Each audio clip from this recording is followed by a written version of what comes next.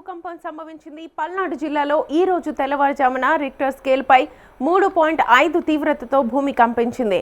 భూకంప కేంద్రం వినుకొండకు సుమారు 20 కిలోమీటర్ల దూరంలో భూమికి 10 కిలోమీటర్ల లోతులో ఉన్నట్లుగా నేషనల్ సెంటర్ ఫర్ సిస్మాలజీ అధికారులు గుర్తించారు.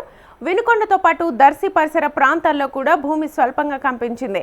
కొన్ని సెకండ్ల పాటు నేల కదిలినట్లుగా ప్రజలు తెలిపారు. దీంతో ఇళ్లలో ఉన్న ఫ్యాన్లు, పాత్రలు కదలడంతో ప్రజలు ఒక్కసారిగా భయాందోళనకు గురయ్యారు. చాలా మంది ఇళ్ల నుంచి బయటకొచ్చారు. అయితే ప్రస్తుతానికి ఎలాంటి ప్రాణ నష్టం లేదా ఆస్తి నష్టం జరగలేదని అధికారులు స్పష్టం చేశారు.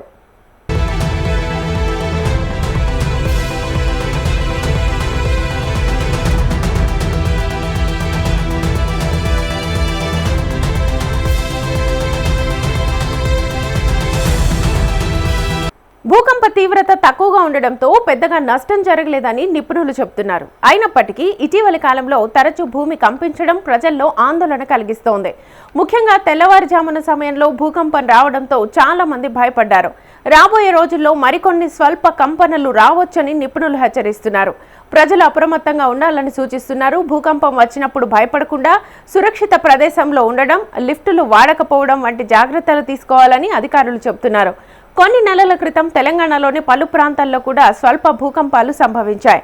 అప్పుడు ప్రజలు భయంతో ఇళ్ల నుంచి బయటకు పరుగులు తీశారు. మొత్తం మీద ఈ స్వల్ప భూకంపం పెద్ద నష్టం చేయకపోయినా ప్రజల్లో భయం మాత్రం కలిగించింది.